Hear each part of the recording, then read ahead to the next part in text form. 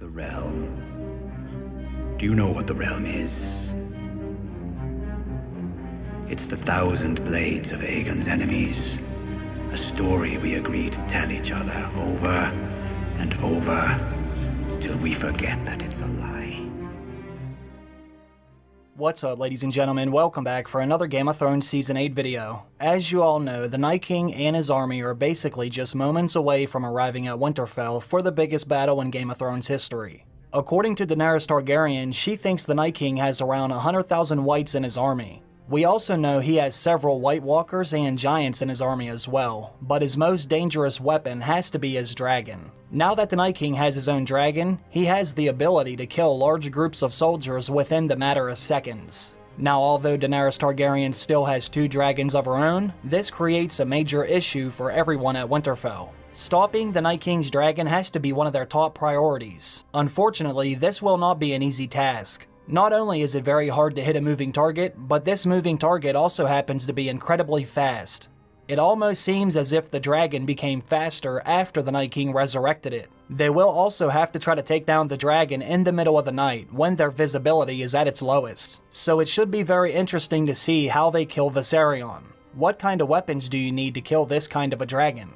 Thankfully, we now know exactly what kind of dragon Viserion is. For those of you that don't know, Viserion is a White Walker dragon. This was confirmed by the director of the Season 7 finale. He talked about this during an interview right after Season 7 had ended. You see, the Night King resurrected the dragon by physically touching it, just like we saw the Night King do when he turned one of Craster's sons into a White Walker. This means it will be even harder to kill Viserion because White Walkers are much harder to kill than your average White. Now, I know there are still many fans that do not know the difference between Whites and White Walkers. For those of you that don't know, the Whites make up the majority of the Night King's army. They are the dead soldiers the Night King resurrects by lifting up his arms, as we saw at Hardhome. These are basically his foot soldiers. Most of them look like any other dead soldier that has blue eyes, but some of them also look like skeletons, depending on how long they were dead. Now, we know the Whites can be killed by fire. This has been demonstrated ever since the very first season. We also know they can be killed by dragonglass. This is one of the reasons why Jon Snow needed so much dragonglass. That's because most of the Night King's army is made up of those Whites. Now it also looks like you can kill Whites by using Valyrian steel. It did seem like Jon was killing several Whites by using Longclaw last season. So as you can see, at least in the television show, it's fairly easy to kill the Night King's Whites. Now when it comes to White Walkers, it's not so easy to kill them.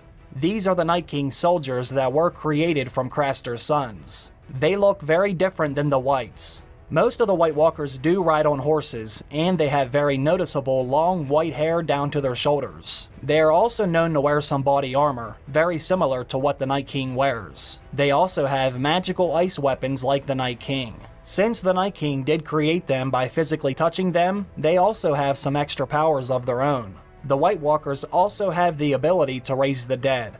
This was revealed when Jon Snow killed a White Walker last season. When Jon Snow killed that White Walker, it also simultaneously killed all the Whites that were traveling with him.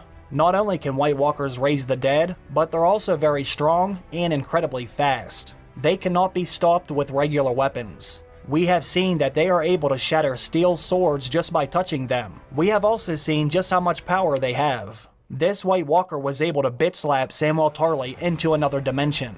Now the good thing is we do know how to kill the White Walkers. You can also kill White Walkers by using dragonglass weapons. We saw this when Samwell Tarly stabbed one right in the back. We also know that White Walkers can be killed by Valyrian steel. Jon Snow has demonstrated that several times. Now I do not think White Walkers can be killed by fire. When we see the Night King attack the Three-Eyed Raven's cave, we can see the Children of the Forest try to protect the entrance of the cave by using fire. That fire did stop the Whites. As you can see, they did not want to walk through the fire because it would have killed them, but it did not stop the Night King or the White Walkers. They were able to walk right through the fire.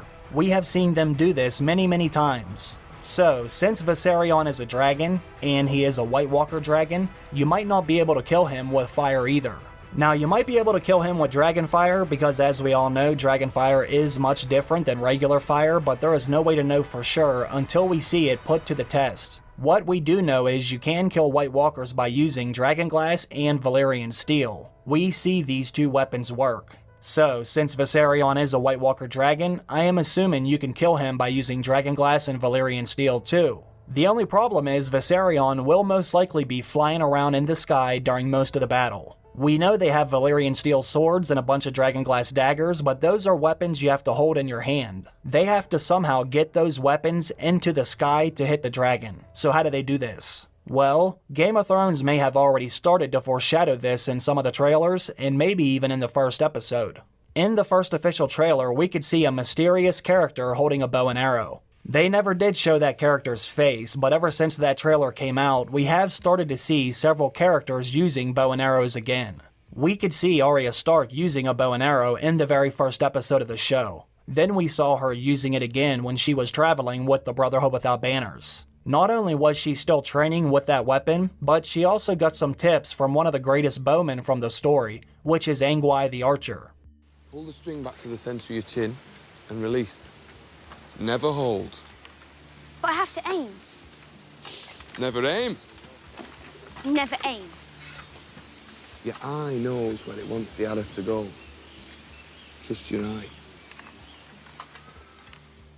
He was trying to tell Arya how to become even more accurate with a bow. Then even as recently as last season, we heard Arya tell Sansa the story about her shooting the arrows when she was still a child. When the new trailer came out for the second episode, we could see Arya Stark holding a bow again. Maybe this is all leading up to a big moment, like someone taking down the Night King's dragon. Also, when Arya went to see Gendry in the Forge, we could see they were making Dragonglass arrowheads. Maybe those are the Dragonglass arrowheads that kill the dragon. Another thing we saw during that scene was Arya having Gendry make her a new weapon. Arya gave him a design for a weapon she wants him to have custom made. If you look at her sketch, you can see that weapon actually turns into two different weapons. It has a detachable Dragonglass dagger. This has made me wonder if Gendry knows how to turn that weapon into a projectile. The sketch doesn't have many details, but if that weapon is spring-loaded, then it might be able to shoot that Dragonglass dagger. Something I mentioned in a recent video was the weapon master for Game of Thrones who makes all their weapons said Arya's new weapon will be a showstopper. That made me think Arya has to do something crazy with that weapon. Since we have seen Whites and White Walkers get killed many times already, I do not think that was what he was referring to.